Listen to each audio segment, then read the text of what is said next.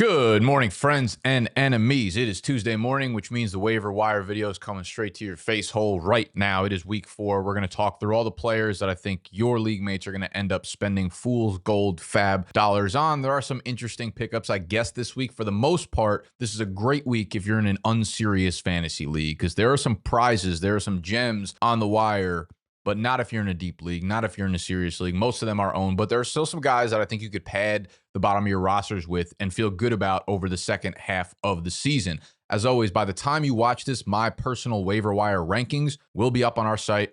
I rank every single pickup, every single player. For each player, I give you a fab suggestion as well. That's up on BDGE.co. Become a Big Dog member there. We've got our weekly rankings, waiver wire rankings, private Q&A every Sunday morning for your sit starts. The very cheapest way to get it is to our partners over at MGM, all right? Place a slip, sign up on MGM, code BDGE. When you deposit $10, place any slip and you'll get a promo code that gets you the Big Dog membership for free for the next 3 months. Let's talk waivers.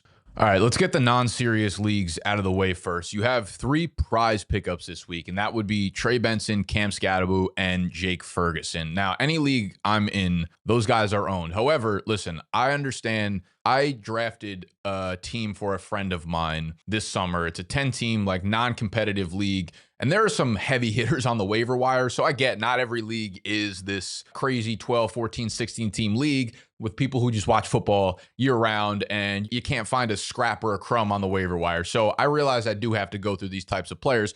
Trey Benson's obviously the number 1 pickup on the week. James Conner is going to be out for the season. Trey Benson is going to take that workhorse role now in the backfield for Arizona. Now, I imagine Trey Benson is going to take almost all of what James Conner had.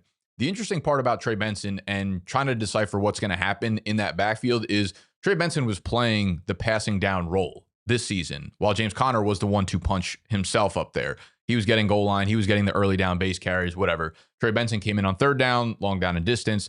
Now, Benson will take Conner's role. And because the coaching staff showed trust in him playing the passing down role, I do think there's a world. Now, we're always playing on the spectrum here. There's a world where Trey Benson now just operates as the 3-down workhorse, right? And gets almost all of the work, which would actually make him borderline more of a valuable asset than James Conner by himself with Trey Benson eating into his workload. Do I think that's the most likely outcome? Probably not. I think they're going to get Amari DeMarcado involved. I think they activate someone from the practice squad, whether that's Michael Carter or somebody else, and those guys will mix in to play long down and distance, maybe 2-minute drills, that kind of stuff. But it obviously makes Trey Benson pretty much in every week top 20, probably at the lowest type of fantasy ranked running back, with weeks where he'll obviously explode for RB1 type finishes. You know, he's a long play waiting to happen. He's not as good of an in-between the tackles runner as James Conner. You know, it's a very high bar, obviously.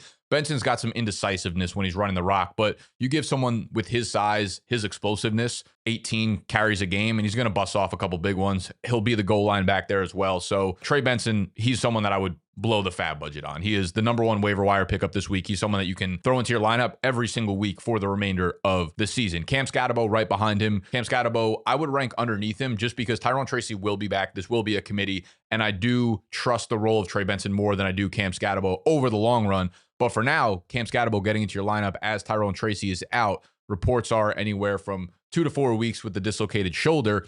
With him out on Sunday night's game, Cam Skattebo filled in, and he's just been doing what he's done all throughout college. That is lowering his brain cell count every time he gets a carry. But it's fun as hell to watch, and if he's on your fantasy team, it's going to be fun. He went from over 120 yards from scrimmage against the Chiefs on Sunday night. Another touchdown for him. He's super involved in the passing game. He's a great pass catcher, really good early down thumper as well. So he should operate as a workhorse for the time being going forward. Top 20 guy in my rankings this week as long as Tyrone Tracy is out. Another one that I would blow significant fab on, but I do believe he is owned in like 80% of sleeper leagues. So again, we're kind of just spinning our wheels here. And then Jake Ferguson, he was like a top 12 drafted tight end, but he might be available on waivers for you. If that's the case, he's going to go nuclear for as many weeks as CeeDee Lamb is out. He is currently right now the tight end 1 in PPR leagues without scoring a touchdown.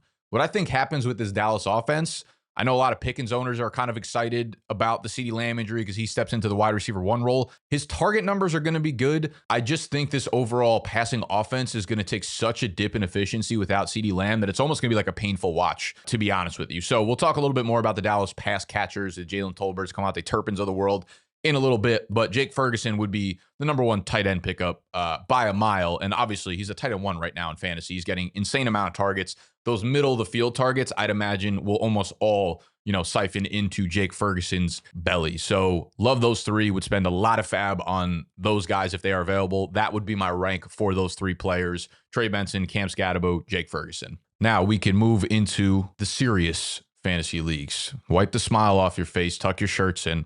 Let's get down to business here. We'll just go down the trending tab here, and we'll talk about the Washington backfield first. So you have Chris Rodriguez. Jeremy McNichols is not on this list, but those two kind of go hand in hand at this point.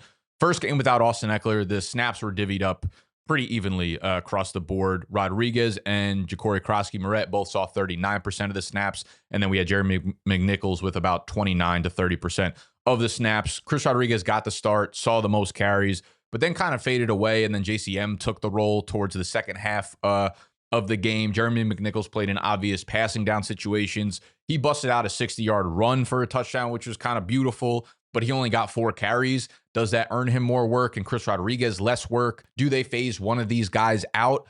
I'd like to say yes, but I also think from a real football perspective, like JCM is still a late day 3 pick, while these other two are veterans in the system that know the system, and they're just not going to give Bill like a full bell cow role anytime soon. He is definitely my preferred guy. And because there's so much uncertainty around this backfield, who gets the goal line touches, who's going to catch passes, do they phase one out for the other? Do they continue to just do a hot hand committee approach over the next month, over the next 2 months, whatever? Because of that uncertainty, like Rodriguez and McNichols, honestly, if you want to pad your roster with those guys, I just think they're going to be dudes in sit-start leagues and redraft leagues where you're never going to feel confident enough to actually throw one of them into your lineup, to the point where if you have to spend more than 3 to 5% of your fab on those guys, I'm just going to let someone else pick those guys up. Hassan, Haskins, I mean, Najee Harris went down, but I really have very little interest in the Chargers running back room behind Omari and Hampton. Like maybe if they trade for Dameon Pierce or something, there's another conversation to be had, but I don't think so. Ollie Gordon, I think, should definitely be owned. He's a high-end handcuff. We saw him on Thursday Night Football take some goal line carries away from Achane, got 8 to 10 carries, which I think will be his role. He's the short down and distance back, and he looked pretty good doing it. So I would imagine he's going to continue to have that role.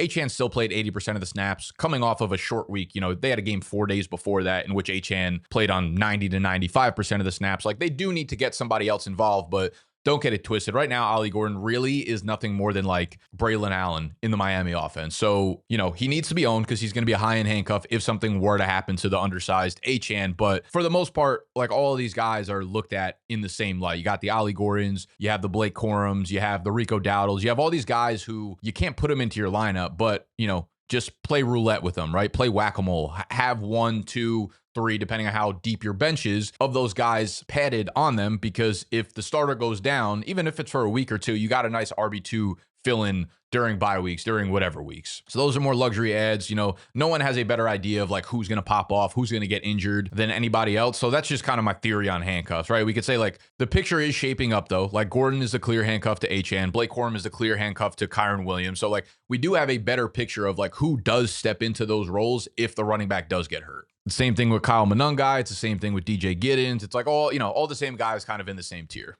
So wouldn't overspend, just roll the dice. Pick one of them up, pick 2 of them up, hold them on your bench and see what happens. The other player I do want to call out again for the second straight week, he's not on this list, but Woody Marks, man. Woody Marks' snap count shot up to 49%. So him and Nick Chubb were in a 50-50 time split in week 3. The team is struggling. They're going to need to do something different on offense. Again, I don't think Woody Marks ever takes like the lion's share of carries here, but Darian Gumbawale got no snaps. Dameon Pierce is a healthy scratch. So it is condensed down to 2 players. We know what Nick Chubb is at this point in his career. And I even think to the point like Nick Chubb has a more positive spot in people's minds right now throughout the season than he should, because Nick Chubb scored a touchdown in week 2. That was one of those end of game, we're letting him run up the middle to score a touchdown so we can get the ball back, like one of those fake touchdowns. The same thing that Travis Etienne had last week. If he didn't get that, I think we'd be looking at Nick Chubb like, oh my God, we can't even throw him near our lineup. And like Woody Marks is the more upside play here. So behind the Trey Bensons, Cam Skattebo, Woody Marks would actually be my top pickup over these other guys, because I think he's the one guy that could be available in your league that actually has some standalone value, or has a path to standalone value without an injury above him. So Woody Marks has some upside that I think most of these guys do not. So we can move to the wide receiver position. definitely more conversations to be had in this spot. So we'll start with Trey Tucker up top. Obviously, just a fucking dynamite performance. 40 points out of him this week, 3 touchdowns, 100 bajillion yards. Trey Tucker, overall, I'm going to let someone spend up for him. He's a full-time player for sure. He's running basically every route there, and Geno Smith does have a good arm to pair with him. I think more often than not, you're going to have difficulty actually putting him into your lineup. He will have some spike weeks, but prior to this game where he caught 8 passes, I mean, he caught 3 passes the week before that, 2 passes the week before that. If he doesn't catch a long touchdown, the floor is really, really low for a dude like Trey Tucker. So he's someone that needs to be owned because he's playing a lot, and Geno Smith is going to throw a lot of passes, but I don't think you're ever going to want to throw him into your lineup until like bye weeks hit. I could see him being a really nice bye week fill-in, because he might be a guy that during bye weeks you need to start, twice. And one of those games, maybe he throws up a 60-yard touchdown and you feel pretty good about it. But Trey Tucker overall, he's not a guy that I'm spending more than, 5 to 8% of my fab on. And even that, I'm probably just letting someone else kind of go in, look at the box score from last week, and then pop off. You look at the offense, and like on his best day, he's their 3rd best option. You got Jacoby Myers. I think Brock Bowers is still limited by that PCL sprain that he's dealing with right now. He hasn't looked like himself. And then they want to get Ashton Genty more and more involved as the season progresses. So on his best day, he's probably the 3rd best option. On his worst day, he's the 4th or 5th best option there. So again, like long-term viability and consistency, going to be very hard to come by with Trey Tucker. Tyquan Thornton, kind of lit. Not going to lie. I like his fit in the Chiefs offense. Mahomes loves him. The tricky part is Worthy likely back this week, next week at the worst. And then Rashee Rice, of course, after the 6-game suspension. What is Tyquan's role? Probably extremely fucking limited after that. But for right now, I mean, he makes big plays, and Mahomes will continue to throw it to him. Right now, he's got a 53% air yard share on the Chiefs. That is the 3rd highest in the NFL, behind only JSN and Malik Neighbors. His ADOT is north of 25, which leads all qualified wide receivers. Just crazy numbers from Tyquan Thornton right now. And it's like his style of play feels fluky, but he's getting those shots every single week. They don't have another player that Mahomes takes shots to downfield. So Tyquan, I do think if you put him in your lineup, yes, there's a chance he goes fucking 1 for 11 and gives you an extremely low floor. But I do think that he has a chance to catch a deep pass every single week. Back-to-back touchdowns for him. This week he had 9 targets, 5 catches, 71 yards. So like there is a world where I think there's consistent deep targets for Tyquan Thornton, and I don't hate it. All right. Moving on to Sterling Shepard. We could just talk about the Tampa Bay Buccaneers in general here, because Mike Evans is probably missing some time with the hamstring injury. Reportedly not as serious as it felt like it was originally going to be. We'll have to see if they put him on IR. We'll have to see what the length of the absence is, but I'm assuming it's going to be at least 1 week, if not multiple weeks. Sterling Shepard filled in, as he has admirably the last couple years whenever they've had injuries to the wide receiver position, which has been often. In this one, he didn't even really see a huge uptick in snaps. He did after Mike Evans left, I guess, but overall, he's a 60-70% guy, 4 for 80 in this previous week. They do play Philadelphia upcoming, which is, of course, a really tough matchup. Shepard's another dude that you have to be really desperate to be in week 4 and needing Sterling Shepard to fill in for you right now. So I get it. Like, you might want to roster him in a PPR league if you're really desperate, like you had CeeDee Lamb and Mike Evans and him and him and him. You could do worse, but he's not a guy that I'm looking to spend up fab dollars on, because when I'm looking to spend up fab dollars on specific players, the next 2 guys are way more appealing to me. I'm trying to spend fab on, there are 1 week replacements or 2 week replacements that I think are worth spending up for fab. And those usually come in the form of running backs because their volume is very predictable. If an injury happens, if let's say like Jonathan Taylor catches the flu and we know he's going to be out for 1 game, right? DJ Giddens, we know is probably going to get 15 to 20 touches and be a very viable RB2 fill-in. With these guys who were like, all right, Sterling Shepard could be a fill-in for Mike Evans for 1 or 2 weeks. The wide receiver position is so volatile in terms of opportunities, in terms of targets, in terms of yards, that it like doesn't even make sense to ever spend up fab dollars for fill-ins, because like handcuff wide receivers are so limited in what they do. Torrey Horton and Luther Burden, 2 rookie wide receivers that have long-term viability. If you have space on your bench, these are guys that I want to be rostering because their roles can easily grow over the course of the year. Torrey Horton, 18 points in this one, returned to punt return for a touchdown, 2nd straight week with a receiving touchdown, still limited on snaps, but I will say the 50% snap rate for Torrey Horton, while not great, a lot of that does have to do with the fact that they rested their starters after they just destroyed the Saints, right? So like he was playing 60, 70% of the snaps. And then once they got up so big, they just took everybody out, obviously, for the second half. But if you look at the schedule, man, Arizona, who's down a lot of cornerbacks, Tampa Bay, Jacksonville, Houston, who's underperformed, Washington, Arizona again, like Tennessee, Atlanta, Indy, Carolina, week 17. The Seattle schedule for pass catchers is envious. We'll put it that way. Really like Tory Horton as a prospect. Do think he could be a second half contributor to your team if they ever start to go away from Cooper Kupp. So Horton's absolutely a stash for me right now. Luther Burden as well.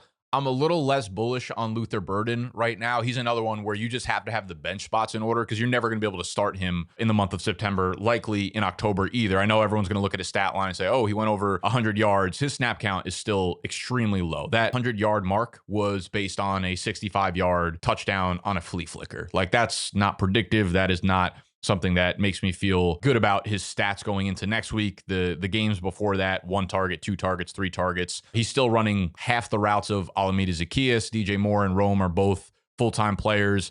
Luther Burden, talented receiver, handpicked by this regime, top 40 pick. So I get it. Like, he was a very big playmaker in college. They have their bye in week 5. So maybe something changes more quickly than other rookies where you see like the post-bye bump. Usually buys are a little bit later in the year, but they have their bye very, very early. So maybe something does change more quickly. Like, maybe he has a pretty good game in week 4 and then they install him into the offense after week 5. So that is one bright spot, I would say, for Luther Burden. However, again, I'm still a little bit skeptical. Like, I do think they really like Alameda Zacchaeus for whatever reason. That being said, though, Luther Burden's an exciting rookie prospect that absolutely needs to be owned. And I would pick him up over the Thorntons of the world, the Shepards of the world, the Parker Washingtons of the world underneath him, to the Jalen Tolberts of the world. Parker Washington's kind of interesting only for the fact that De'Ami Brown hurt his shoulder. We don't have any word on the extent of the injury for him. He might not miss time. He might miss a week. He might miss 2 weeks, which will elevate the overall target share of all the receivers in this offense. We are starting to see Travis Hunter play more defense than offense as well. So it could be even more condensed than that. So Parker Washington, I get it. Makes sense. Not someone I'm overly excited about. We've kind of been down here before with Parker Washington as their slot wide receiver. You know, there's a 3 for 20 game incoming for Parker, and then everyone's going to want to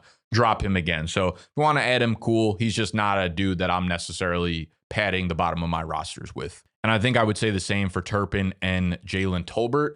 What I'd say for the two of these guys, I like Tolbert more than Turpin because I think Tolbert's more looked at as like an every down receiver, a more possession receiver for Dallas. And he's had good weeks for them as he's had to fill in before, like in previous seasons, put together strings of like double-digit PPR games. He ran 90% of the routes last week after CeeDee Lamb went down. So I do think he becomes like the wide receiver 2 in the offense, where Turpin's role kind of remains unchanged. I think he's like a gadget player. He's a guy that they like to scheme up 3 or 4 touches a game for, but if he doesn't break a big play, I don't think it has anything really to do with CeeDee Lamb. Of course, the floor of his snaps are going to go up a little bit, but Turpin and Tolbert, we don't know the extent of CeeDee Lamb's injury right now. We've heard a lot of mixed reports. It looked really bad at first, and then we saw the replay, and it was like his foot wasn't planted, so it's not as severe of a high ankle sprain as if his foot was planted and that happened. They didn't put him on the IR immediately. They're still weighing things. He still might go on the IR. He could miss anywhere from 2 to 4 weeks.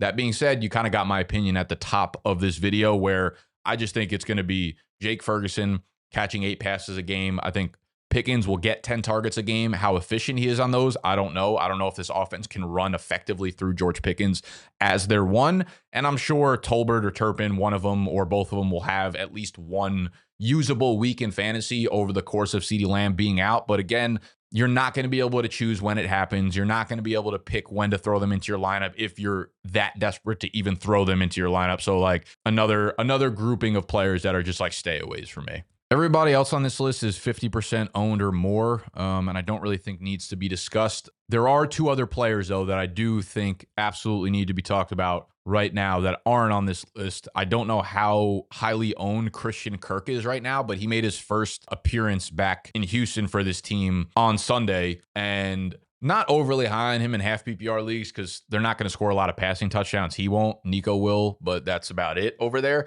He did run the second most routes on the team, immediately inserted himself back into wide receiver 2 territory, 8 targets in this one, only behind Nico Collins, and also had over 100 air yards, which was top 15 in the NFL for week 3. So he came right back in and immediately became the second option in the passing game for Houston's offense. Now, the offense looks terrible, so like I don't want to overinvest in the passing offense, but Christian Kirk's a dude that I think will routinely be looked at as like a top 45 option in PPR. And you can definitely do worse than throwing him into your lineup during bye weeks when you're desperate, because I think his role is going to be very, very solidified. And I think he'll continue to see 6+ targets a game there. So Kirk, and then the other one, a stash that I talked about in yesterday's recap video was Jalen Coker. This offense needs other playmakers outside of Tedero and McMillan. Xavier Legette was a healthy scratch. Hunter Renfrow is like 40 years old and just can't do it anymore. Jatavian Sanders also just suffered a high ankle sprain, is going to miss time. So Coker has to miss one more game on the IR. Once he's off, though, depending on the severity of the injury, I do expect him to be the second most targeted player in this offense, like immediately. So Coker, I think, is one of the sharper stashes in fantasy right now, especially in PPR leagues. So Coker's a dude where, yeah, I would prefer him to all these like one-off fake good pickups right now. So a lot of words there. Again, if you want like how I'm actually ranking all of these players, whether or not I go Horton over Burden over Christian Kirk, whatever, all that stuff is in my waiver wire rankings. These are more like conversational to give you an idea how I'm feeling about these players overall from like a structure and strategy standpoint. But the waiver wire rankings will have the ranking as well as the actual fab dollar percentage suggestion in them, available on bdge.co. Get the membership straight through there, or the cheapest way is through our partner MGM. Use code BDGE when you deposit $10 or more. Play any slip on there. They're going to message you in-app a promo code to use on our website that will give you 3 months free of the Big Dog membership. Let's move to tight ends. For tight ends, I mean, yeah, of course, Hunter Henry, a week after I picked him up and he gets fucking donutted. We drop him, of course, and then he has his big game. So like, I don't know what to tell you that you don't already know about Hunter Henry. Let's just be legit here. The other two names I think could be interesting here. One on this list, actually two of them are on this list. Oronde Gadsden is a rookie that was pretty highly touted coming out. The Chargers grabbed him, and then he had his first real impact game on Sunday, where he saw 7 targets, 5 catches, 46 yards. How sticky is that? I mean, a 26% snap rate after not playing at all in week 1 or 2. He's definitely a much deeper stash. Like, this might be for 16-team leagues, tight end premium, starting 2 tight end type of shit. But people did really like him coming out. When you're a 236-pound tight end, those are like pass-catching specialist tight ends. So maybe he eats more into a passing role, but they already have so many good pass catchers there that it's like really hard to see any sort of consistency with him. Brenton Strange is obviously another good pickup here. I do feel like Brenton Strange is probably more of a beneficiary to the De'Ami Brown injury and the Travis Hunter moving to defense than a consistent Parker Washington. I think Brenton Strange is probably more of a consistent PPR play in this Jacksonville offense, so I prefer him to Parker Washington if we're just going bar for bar there. And then the other name I do want to bring up is Cade Otton. Cade Otton somehow got blanked. 0 fucking points, 0 targets on Sunday against the Jets. But he did play on 85% of the snaps, ran almost every single route. And if you do remember last year, he was like the tight end 1 over a 4-week span when Evans and Godwin were out. Sunday coming up, Evans and Godwin likely both out. Obviously, Igbuka is the other turnkey here who now probably gets about a bajillion targets with those guys out. But I do think Cade Otton, if he has a big week this week or over the coming weeks while Mike Evans is out, I wouldn't be surprised. So if you're desperate, you need a streaming option, Cade Otton, I think, is kind of sneaky sharp. Quarterbacks, I don't really play in any one quarterback league, so I apologize for not really going through streaming options. But the one that immediately caught my eye here, Geno Smith. I mean, 23% owned, playing against Chicago Bears defense, who are still, Jalen Johnson, their top cornerback, is out. Jalen Jones is out. Kyler Gordon was out. I don't know if he's returning anytime soon, but you have a lot of their cornerbacks in their secondary out for this game. I think Dak and CD would have ate them alive had he not gotten injured. But the Chicago passing defense is one that we want to attack with streaming quarterbacks. And then Stafford against Indy, I don't hate that either. I think that could have sneaky upside. And there's no defense on this list, but you guys know my formula with defense. We want teams that are favored to win their game big time. So you have spreads this week. Buffalo, I think, is minus 16.5 against the Saints. So they're a phenomenal streaming team. We want teams that are favored to win their game. The bigger the spread, the better. Not only does that mean you're probably letting up fewer points, but the other team is going to have to drop back and throw the ball a lot. And that is where points come from for defenses. When teams have to drop back a lot, it leads to sacks, it leads to strip sacks, it leads to interceptions, it leads to turnovers, right? So you want big favored teams. If they're at home, that's a huge plus, and you want them against turnover-prone, non-experienced quarterbacks. So just use that formula, and you'll be fine finding a streaming defense. Now, to wrap up this video, we will go quickly through the trending down tab here. I'll let you know whether or not I would hold on to these guys or drop them. Najee, of course, he's out for the season. You could drop Dylan Sampson, as much as it hurts my soul. Definitely droppable right now. Jake Browning, super flex, absolutely do not drop. One quarterback, of course, you could drop. Ramondre's a hold despite the fumbles. James Conner, you can drop. I think we've heard word that he's out for the season. As soon as we do, you could obviously drop him. Romeo Doubs, I wouldn't drop. I mean, much better days ahead. They're playing against Dallas, which is another secondary to attack here. Cleveland is not one that you're going to get a lot of points for. Evan Ingram, I've kind of been telling you that he's been a drop candidate for me like the entire year at this point. If you want to hold him, you can. I don't know when he's going to be back on the field. I don't know if he's ever going to be an impact player, so not high on him. Marvin Mims has been a drop for me since about April. Troy Franklin, definitely holding on to. Better days ahead. They get a much better matchup against Cincy. He's still running all the routes. Jerry Jeudy, do not drop. Keon Coleman, do not drop. Jaden Higgins, yeah, I'm fine dropping if you need to. Harold Fannin, do not drop. Travis Hunter, yeah, I mean, honestly, he is pretty rapidly approaching drop territory, but I just, unless you're in like a four player bench league and it's like a 10-teamer, then I'm probably not dropping. But I you know what? I guess a lot of people do play half PPR, start 2 wide receivers, not that many bench spots. Like, I think you can make the argument that you could drop Hunter, but I personally wouldn't do it. Pacheco, I'm just going to hold on to and ride it through. Ertz, don't drop. Colin Monangai, again, just falls into that handcuff category of